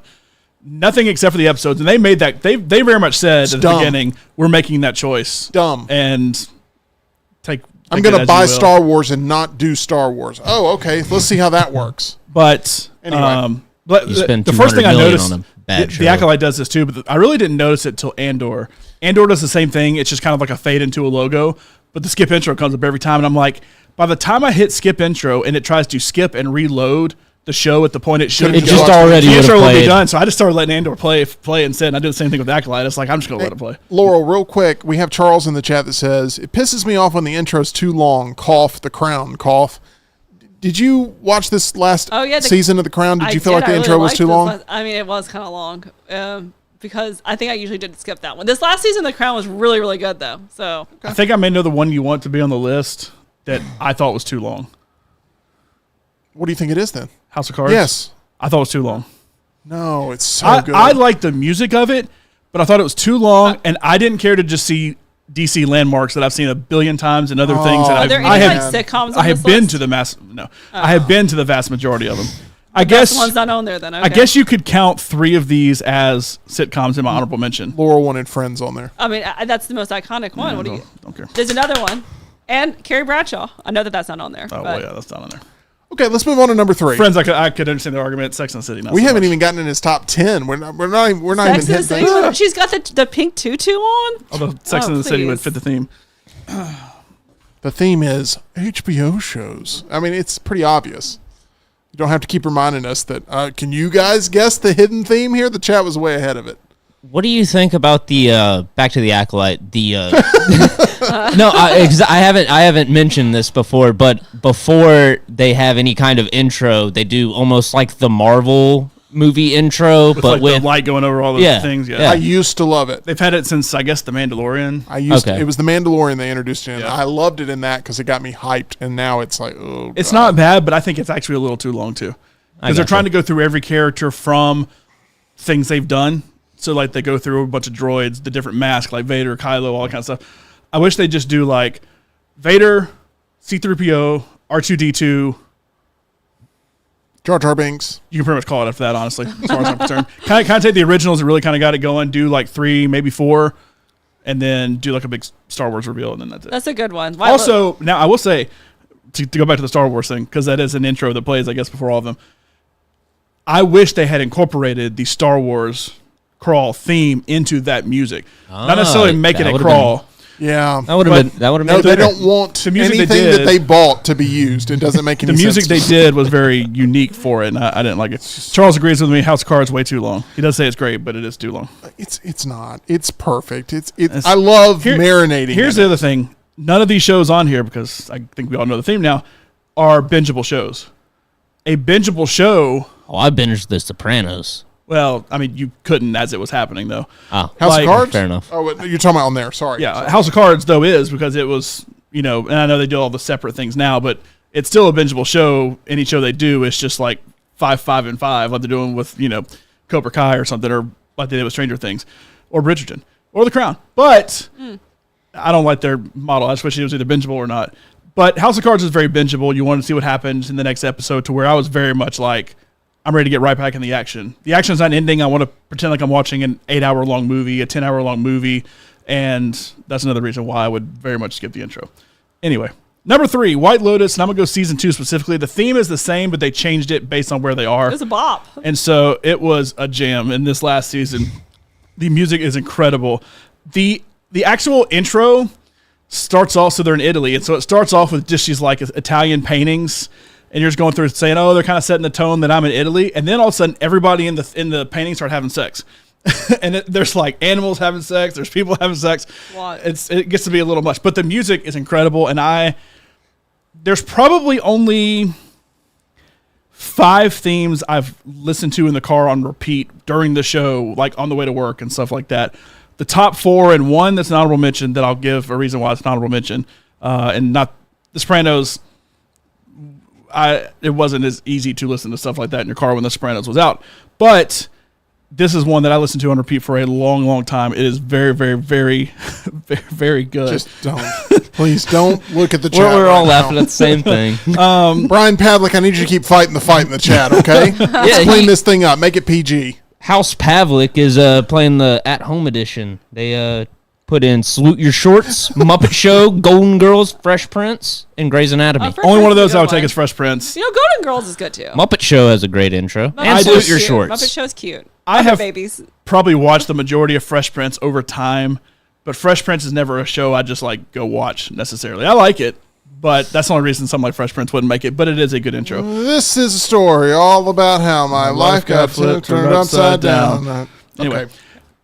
White Lotus is pretty good. I think Laura would agree. It's a It's a good one. good It's a good jam one. at the beginning, and you definitely don't want to skip it because it gets you Isn't in the it mood. kind of ironic that the Will Smith sort of performance in Fresh Prince of Bel-Air's theme song was actually the way his life ended up going, where he got in trouble for having a little bit of a fight there, and now Got in he's- one little fight. he got in one little fight. Everybody wife got got scared, And his wife got scared. and now he's living it up in Bel-Air again I mean, yeah, because pretty much. He's for Men in Black dominating the box at office. Coachella. Yeah. So anyway, And with Nickelodeon things, I agree. Josh Kelly, hey dude, is up there too. number 2. Number 2. I think number 2. For some reason, Stickly's in my brain right now. I forgot about Stick Stickly. I think of Stick Stickly and Jonathan Taylor Thomas because there was one summer. Wait, those were your 2 crushes? No, they were. Who had the better eyes? Oh my gosh. Stick Stickly You can finish your presented story. the news. He was It talented. was just a promo one summer. I think he had a movie. Oh, it was Lion King coming out, and they just did a promo. So that's what I think of when I think 660. Lion King's back out right now. It's perfect timing for It this. is. I just went ahead because Okay. Number 2, Westworld. Number 1, Game of Thrones. And a common link between both of them. Ramin Djawadi does both of them. We've already talked about House of the Dragon. Game of Thrones is superior. Obviously has to make the list. Game of Thrones intro is definitely superior. Without it being superior, House of the Dragon would have made a different choice with their intro. Correct. But Westworld done by the same guy. I love it. I love the changes to the intro, like them basically creating the hosts, and then they start creating like animals and stuff like that. Really, really like that. And he also did the music for Fallout. He's done the music for a lot of things.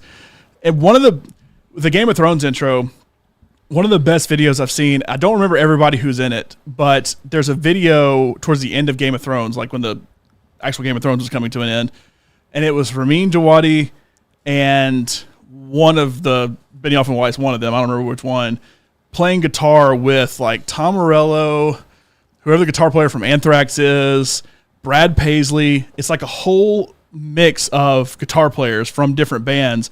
And they go through and they play the Game of Thrones theme song, and they go one by one and just start wailing on the guitar, doing solos to the Game of Thrones theme song. It was all like a promotion for the last season, awesome. I think. It's incredible. I highly recommend looking it up on YouTube. But Yes. I'm going to look it up right now. it goes to just show the musical prowess that he has, and he has done so many good things. And I think everybody in the world of movies, TV, video games, he did music for Gears of War, which is one of my favorite video game franchises. He is respected by everybody in the industry and is, I think, the best. I think he is the best active composer. John Williams is the greatest of all time, but I think Ramin Djawadi is the best active composer right now. And I ended up not doing it because I was like, okay, we'll keep it traditional. I actually wanted to walk down the aisle to Game of Thrones, like the theme song, because we were getting married at like a castle. Yeah. I mean, Either that or Harry how Potter. good would that? Our video games, And you would have been playing the role of Daenerys, and he would have been Jon Snow? of course. But do you know how that turned out? I mean, not in my mind.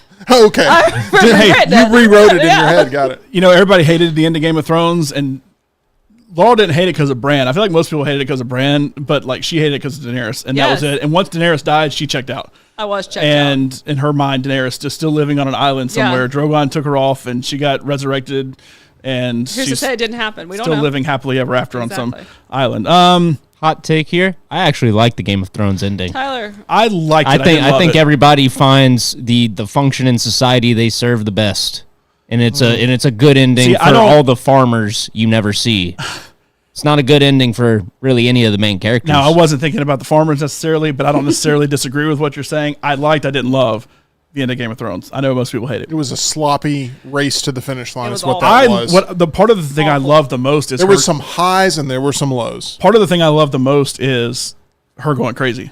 Like I think her going crazy and I think she was completely in plays the right up to go plays crazy. up to agree. the I Mad I think King. she was in the right. Like, I don't think there was anything wrong with it. That's I what like I'm the saying. destruction of the King's Landing. I loved it. I love that, and then I love the choice for Jon Snow to kill her No. too. Like to make the Yes. make the sacrifice Absolutely. for the realm that she needs to. What I didn't love was they- the mopey dragon going You, like, you could "Oh, see you just killed Daenerys. You could, I'm gonna leave you could now." tell that Daenerys was gonna be evil like See, 2 I also- seasons She was before it evil, happened. though. I don't think she was. She I her don't think bloodline. so. Yeah, where she that's was the thing. uncontrollable. That's the whole reason I like it because it turned I- her into the Mad Queen, following the Mad King. To tie into Marvel, I don't think Wanda was in the wrong either for any of the stuff she did. I don't this think this it's is wrong. the path we go down every Okay, time. that's fine. But also, I do like the dragon burning the throne, but not because it's like, well, why didn't he take out Jon Snow? But- Because Jon Snow's also a Targaryen. Are you about to start defending Amazing Amy as well from Gone Girl? Oh, Oh yeah. Oh. Oh my God. Yeah. Have you not heard? There's a whole genre. John, run. There's a whole. John, get out of here. There's a whole genre for films, especially for horror films, and they're called Good for Her. Yeah. Gone Girl is at the top of the list. Amy Dunn. Midsummer is at the top of the list.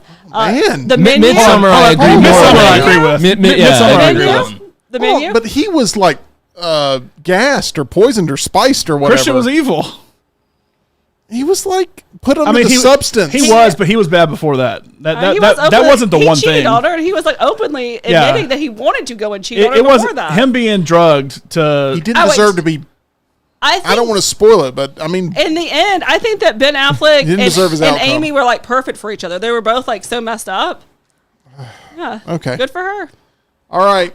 Ready or Well, not, another good one. hey, I just want to let you know I never made fun of Hallmark movies, okay? And I want to make that very clear. It was these other two guys. Anyway, Anyway. honorable mentions.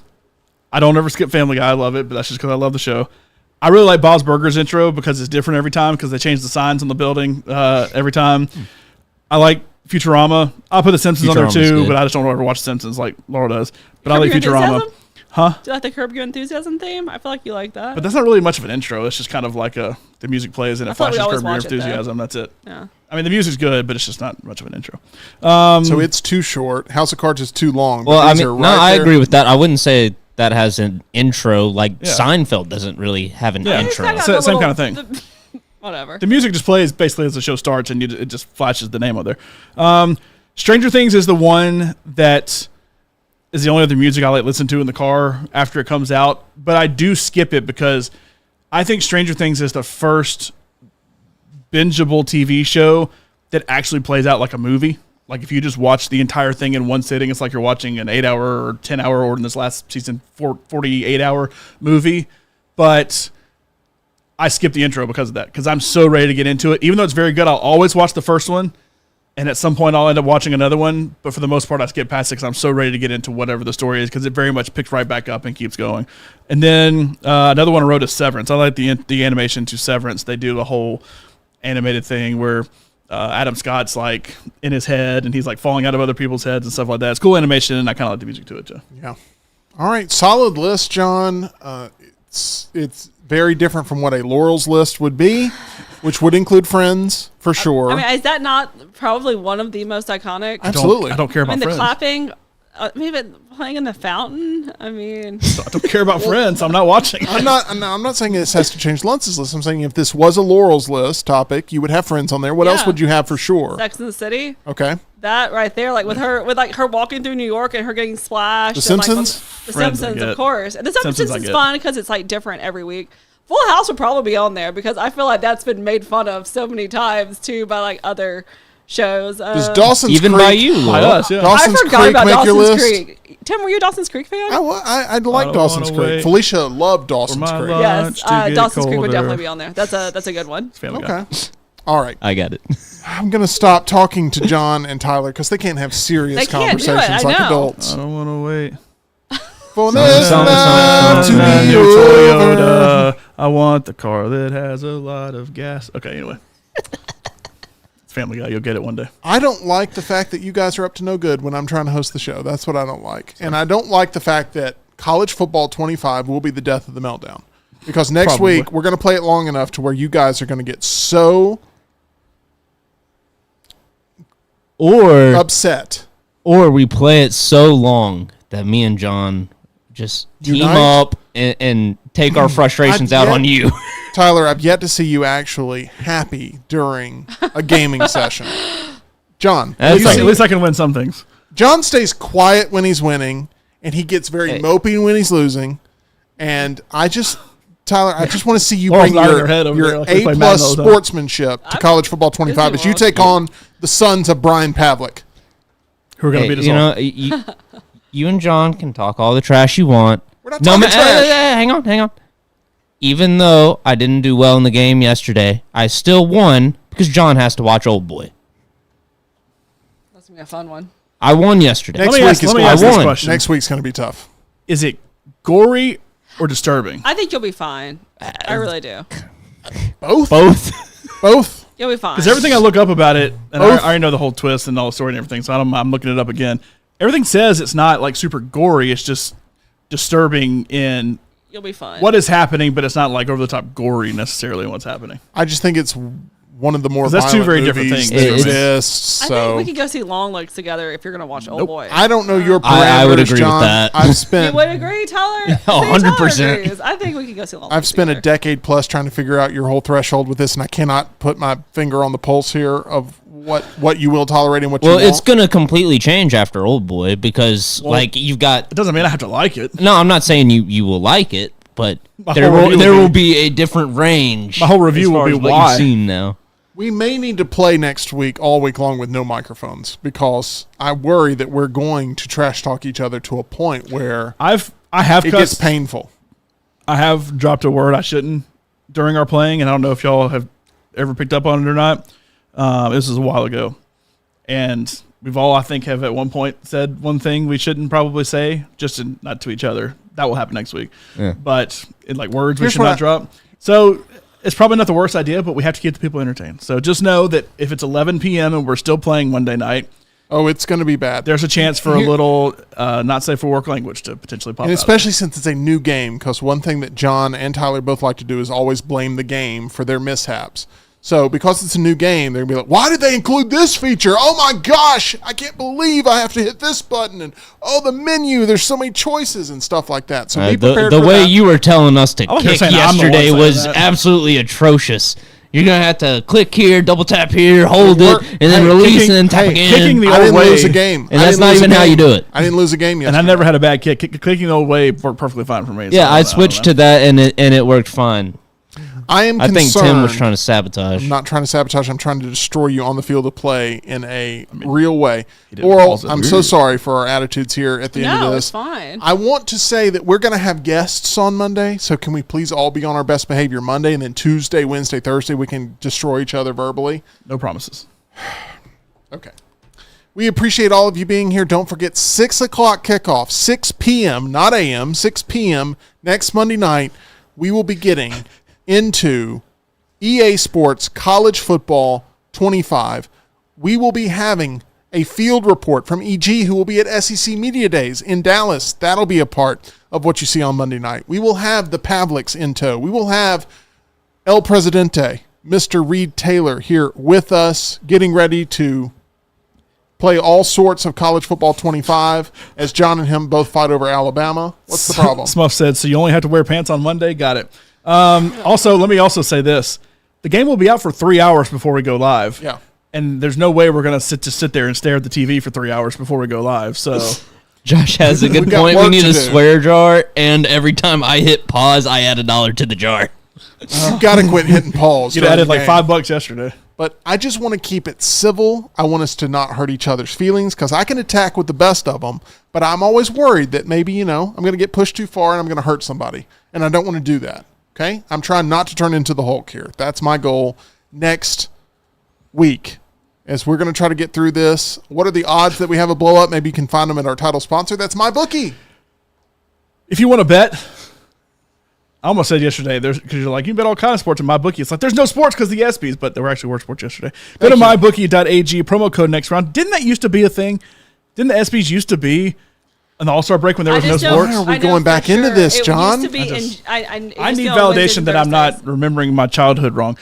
Go to mybookie.ag, promo code next round. You see it right there in the corner. Bet anything, anytime, anywhere in the casino, in the slots, in the sports book. Bet on the horses. Bet in the live casino. Mybookie.ag. Being tournament champion on Monday night, what are my odds, John, right now, based on what you got going on? 350. Hey, come on in here real quick. Minus 350. Stand behind John over his shoulder. But EG, who we've said is going to be our field correspondent here for closer to the microphone. Our field correspondent for SEC Media Days. EG, what's your mentality going into Dallas next week? Enjoy every single day. This is an opportunity that does not come around very often, and I cannot wait to get content for you guys for the next round and just kick off the college football season. It's going to be a lot of fun, and you will take recommendations from our listeners and viewers over what sort of weird questions they want you to ask. Yeah, please, please, please let me know what you guys want to hear. It can range from legit college football questions to what the players are eating pregame to what their favorite video game is. So somehow do that. What's the best way for them to respond? In the chat or like tweet at me, DM y'all? That could work. All of the above. You can get in touch with us a number of different ways. Will Arch Manning be there? I don't think he will. No. But that would be Quinn fun. Ewers. Yeah, that would be fun. Yeah, Arch Manning, why did you decide to end up entering College Football 25's universe? Oh, they cut me a big fat check. Got it. Thank you very much, Arch Manning. I thought it was just $500 and a copy of the game to everybody. $600, and he ended up getting extra money to promote it. Like, Shocking. Oh, I gotcha. yeah, I gotcha. Lots of money. Because Eli actually was the one promoting him being in the game. Yeah. There's a whole commercial of like Eli being like, I'm going to play the game. Oh, Arch is in there now. Eli probably got a fat check too. Well, EG is going off to Gotcha. Dallas right here as we Yes. speak. Let's send her off with a round of applause. EG, head to Dallas right now. Get on the road. I'm actually going to Holly Brown's Harry Potter camp first, and then I will No, be don't heading. break the illusion. Sorry. You're But going to Harry Dallas Potter right now as we film. speak. Woo! You've got your Okay. bags packed. No. And you are Yes. going out the door to Dallas. Okay. I'll miss you guys next week, but we'll correspond. Yes, and we got to get you playing some college football 25 at some point. You're going to have to finally just Absolutely. jump in there. And Yeah, I did turn down Madden yesterday. you did turn down Madden, which was probably a good idea because it got vicious in here. Yeah. Vicious. You know how Right. Tyler is with video games. Me and Tyler in a competitive space do not agree on most things. I'm going to be completely honest. That But is you're fair. a great competitor, Lionel. It's going to be a lot of fun. Tyler's like, he's getting to that point where he's about to jab back. We're going to cut the stream before that is allowed to happen. All And so we righty. thank all of you for a wonderful week of the Meltdown. EG will be in Dallas. Laurel, thank you so much for being You're here welcome. on this fun Friday edition. We got a Laurel's list coming out, which you will not want to miss. Best horror sequels ever produced. And she will be counting down that list. And I'm sure John will be as miserable during her list as she was during his list that we just got through, because there's a big difference of opinion there in the Lunsford household. It'll be a lot of fun. Both of them, however, world champs in trivia. We'll have more trivia right. next week. Wednesday night, we have a number one contenders match as Tyler from Blakely's. We'll see if he can actually cash in his qualifier opportunity to get a shot at the champ himself, John Lunsford. Should be a lot of fun next week. 6 p.m. Central, 7 p.m. Eastern. Big week for the Meltdown. Won't want to miss it right here on Meltdown 24/7.